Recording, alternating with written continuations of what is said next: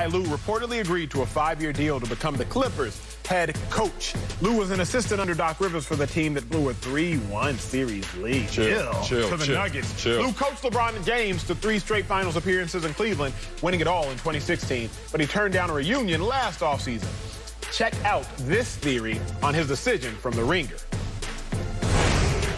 Perhaps Lue saw the long play to the Clippers' head coaching position by starting there as an assistant. Perhaps he thought he'd bide his time until a better, more lucrative job opened up elsewhere. Whatever the case, he essentially turned down a chance to coach LeBron and win another ring to now take a job with somehow even bigger stakes. I'm not buying it. Marcellus, though, a lot of that. Please explain to me which job has higher stakes from a coaching theory? Okay. The Clippers or coaching LeBron? Oh, it's coaching the Clippers. Absolutely. Not even a conversation. But we're going to have one because you like to do this. Which one has higher stakes? It's the one that has greater risk. And if you think about greater risk, let's go to Vegas, you gambler. I heard about you. I be gambling. I'm at the club. I be gambling. You over there on the tables. All day. All right. Well, I'm on my 3rd bottle, and you over there running up to the room trying to get more money back from all the money you're losing. Here's the thing. When you talk about greater risk, you have to look at what you're betting on. You get the greatest odds when you take the greatest risk. And that's what Ty Lue has done with the coaching of the Clippers. Here's how I could phrase it. Ty Lue is going to a situation where no one has ever won. No one ever, no matter who you're talking about, even championship coaches like Doc Rivers have not won. But now you have to win. Versus coaching the Lakers right now, well, you're supposed to win. We're the Lakers, and we have LeBron, and we just won. But if you don't, you'll be all right. Why? Because coaches have not always won with LeBron and been all right. Who did LeBron just play against in the finals? Eric Spoelstra. Did they win every year LeBron was there? Oh, no, they did. Did they win even 75% of the time? No, they only won half of the times. But Eric Spoelstra was still there. How about Ty Lue? Did he die when LeBron didn't win? No. He won once with him in a half-shortened season, him and David Blatt sharing that. Then after that, Ty Lue lost twice, and then LeBron left, and Ty Lue was still there for 5 days. But the point of it is, you don't always have to win when you're with LeBron. It seems that way. I know it bucks conventional wisdom, and I know you're over there Googling right now because you can't believe I'm just dropping these jewels. But the reality is you're going to a situation where it's barren land. You know, on the way to Vegas, all that we see, nothing out there that is growing, no vegetation. And they're expecting you to make a crop overnight. That, to me, sounds like more pressure, more risk, and that's what Ty Lue stepped in. Sir, it's obviously LeBron. Coaching LeBron is significantly more pressure, and here's why. What we know about LeBron James is the last decade, wherever LeBron goes, he will go to the finals. Regardless of who he is with, wherever he goes, he will go to the finals. True. If you coach LeBron James and you do not go to the finals, therefore we know it's not LeBron's fault. Because where LeBron goes to the finals. So if you show up, Marcellus, and you start coaching the Lakers next year, Lakers don't go to the finals, you were the variable. Because LeBron was fixed. You were the variable. So if the Lakers don't go to the finals, it is on you as the new coach as why they didn't go. It's not on LeBron. It's on you, the head coach. You say that pressure comes down to risk. The riskier situation is coaching LeBron James because we know that if you coach LeBron, you better go to the finals. Now, I'm just hit you with a quick uppercut. Let me come back with this left hook. Oh, I could die. Think about this. When you are associated with LeBron James, it sets up the rest of your career. Mike Brown coached LeBron early on in his life. Mike Brown won a Coach of the Year. Mike Brown without LeBron James, Who that? LeBron James with Eric Spoelstra. Eric Spoelstra was looking like one of the greatest coaches of this generation because he was with LeBron James. LeBron James was Frank Vogel. Frank Vogel in Coach of the Year conversations wins the title his first year as coach. But don't worry about what I'm saying. Let's look at the LeBron James effect. Full screen, please.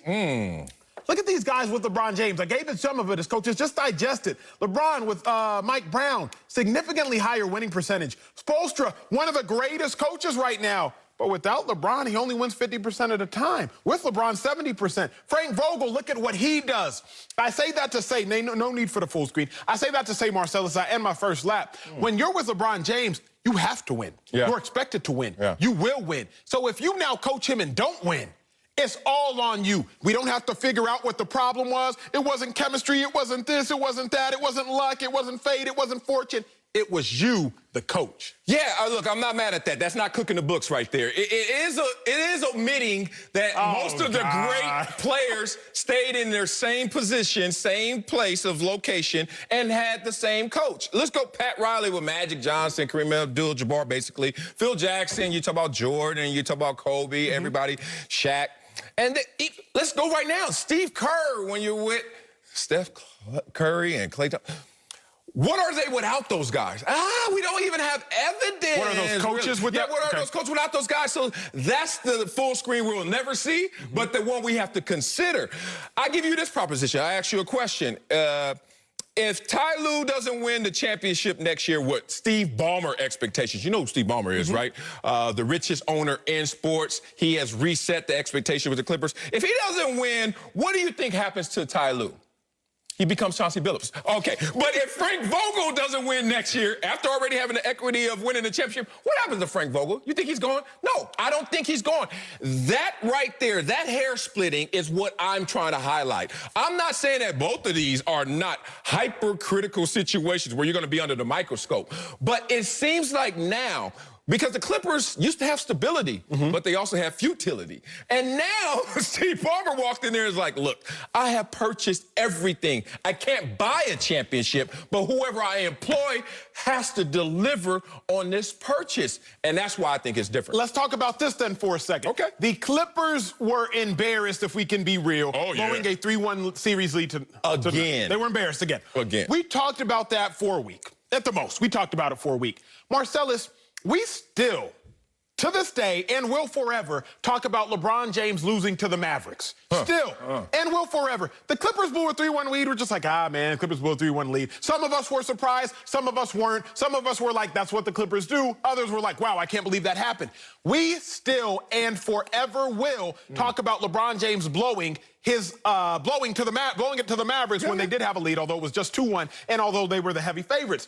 Clippers, we don't really care. Coaching LeBron James, it's just different because the eyes are on you always and forever, and it will be etched in history. Ain't nobody talking about the Clippers losing 3-1 to the Nuggets, not at all. But we forever talk about LeBron James coming back down 3-1 to the Warriors. Now, they're extenuating circumstances. Greatest Warriors team of all time. It happened in the finals as opposed to the semis. But we will talk about that forever. Coaching LeBron is just, it's probably the most pressure in sports because you're coaching the most in American sports because you're coaching the most highly criticized player in American sports. Well, look, being real, every coach in America would sign up to coach LeBron. Of course. So not every coach in America is saying I'm signing up for suicide, but they're also looking at the situation like, you give me the best chance. That's why I think we're on different sides of the same coin. Look, when you're lifting weights, they tell you to wait to a certain age to lift weights, right? Because you have to fully develop. The Clippers' winning culture, championship culture, I can't even say it, winning culture has not fully developed. So what you're not supposed to do is put weight on that situation because guess what? It's not ready for it. But that's what Ty Lue is in. He's not ready to really live in this reality of you do it, boom or bust, brother. Where Frank Vogel's not in that. That's a fully mature situation. The Lakers have 16 and a half this year, don't count asterisk. 17 championships. LeBron James walked into the Lakers facility already a 3-time champion. Kyle Kuzma can go to a Laker game and they'll be like, what's Kuzma doing at a Clipper game? What is Kuzma doing at a Clipper game? Showing his ring that no one has ever attained that has wore a Clippers uniform. Not a single Clipper has a ring, but Kyle Kuzma does. We are talking about completely two different circumstances. Let me lastly put this here because this is now diving into the weeds. I view higher stakes as what will it do for the trajectory of your life. I also view that like if you have